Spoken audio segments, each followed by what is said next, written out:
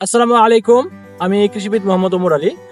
আমার সাথে আজকে বাংলাদেশ কৃষি বিশ্ববিদ্যালয়ের অ্যাগ্রোনমি ডিপার্টমেন্ট অর্থাৎ কৃষি তত্ত্ব বিভাগের একজন senior professor doctor Mohammad Mashiur Rahman sir আছেন।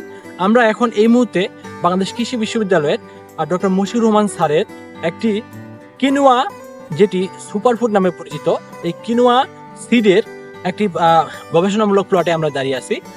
এখন doctor Mashiur Rahman sir quinoa seed সম্পর্কে আমাদের কিছু গুরুত্বপূর্ণ তথ্য প্রদান করবেন। আমি স্যারকে একটু অনুরোধ করতেছি।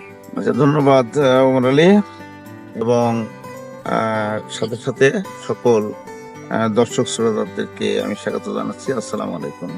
খাদ্যের মধ্যে যদি একসাথে দুই জিনিস পাওয়া যায়, পুষ্টি এবং সাথে সাথে রোগ প্রতিরোধ ক্ষমতা, তাহলে সেটা অবশ্যই ভালো, এবং সেইগুলোকে বলে সুপারফুড। তো এই সুপারফুডগুলোর মধ্যে যে অন্যতম অনেক সুপারফুডের মধ্যে হচ্ছে কিনোয়া একটি।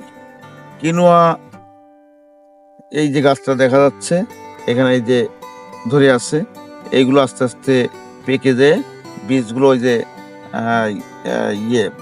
কাউন যেমন দেখতে ওই রকম হবে। খাওয়ার পদ্ধতি হচ্ছে ভাতের মতো। কি করব, বীজটাকে নিয়ে ভালো করে ধুইয়া জাস্ট ভাত যেমন রান্না করে পানিতে দিয়ে ওই একইভাবে রান্না করে খেয়ে ফেলবো।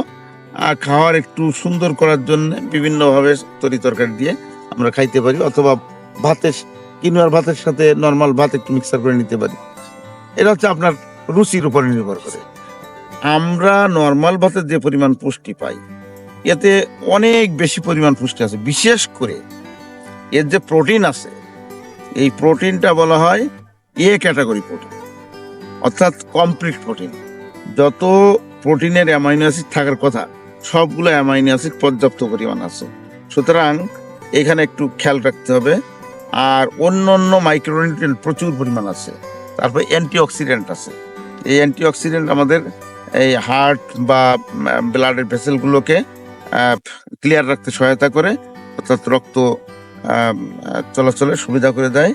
আরেকটা জিনিস আছে, এইটা খাইলে আপনার পেট ভালো থাকবে, অর্থাৎ পেটের মধ্যে যে সমস্ত ব্যাকটেরিয়াগুলো আছে এগুলোকে স্টিমুলেট করে খুব সুন্দরভাবে আপনার হজম প্রক্রিয়া সাহায্য করবে, এবং বাউলস ক্লিয়ার হতে, অর্থাৎ পায়খানা ক্লিয়ার হতে সহায়তা করবে, কোষ্ঠকাঠিন্য দূর করে। তো এর অনেক উপকারিতা আছে। এখন আসি আমরা চাষ পদ্ধতি হলো আসলে বীজটা বুনিয়ে, এই দেখেন লাইনে করে বুনছি, 30 সেন্টিমিটার দূরে দূরে লাইন করছি, এবং কন্টিনিউয়াসলি বোনা হয়েছে। লাগে কতদিন? লাগাইবেন আপনি অক্টোবর মাসের শেষের থেকে নভেম্বরের 15 তারিখের মধ্যে।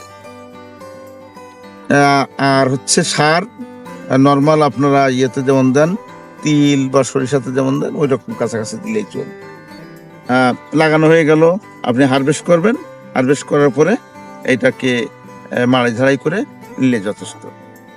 ওষুধ ডিপেন্ডেন্ট হওয়া লাগবে না। আপনারা যদি নিয়মিত কিনোয়া খান, তাহলে আমি গ্যারান্টি দিচ্ছি আপনারা দেখবেন যে 100টা অসুখ এমনি চলে গেছে। তা সুতরাং 1 বছরের বাচ্চা থেকে শুরু করে মরার আগের দিন পর্যন্ত নিয়মিত কিনোয়া খাওয়া শুরু করেন, দেখবেন যে আপনার ডাক্তারের কাছে যাওয়াই লাগবে না সারা জীবন। আমরা আগে খেয়াল করি যে আমার শরীর সুস্থ থাকলে, আমি সুস্থ থাকলে আমার ডাক্তারের কাছেও যাওয়া লাগবে না, আমার অন্যান্য খরচও নাই। জন্মের থেকে মৃত্যু পর্যন্ত যদি আমার ডাক্তারের কাছে না যাওয়া লাগে, তাহলে আমার কি খরচ আছে? সুতরাং এই সহজ একটা কথা, সুস্থ থাকার জন্য এই ফর্মুলা আমি যেটা বললাম, আপনারা একটু ভেবে দেখবেন, এবং কিনোয়া খাওয়ার জন্য সবাইকে আমি উদ্বুদ্ধ করতেছি। আসেন আমরা কিনোয়া খাই এবং সুস্থ থাকি। ধন্যবাদ। আসসালামু আলাইকুম।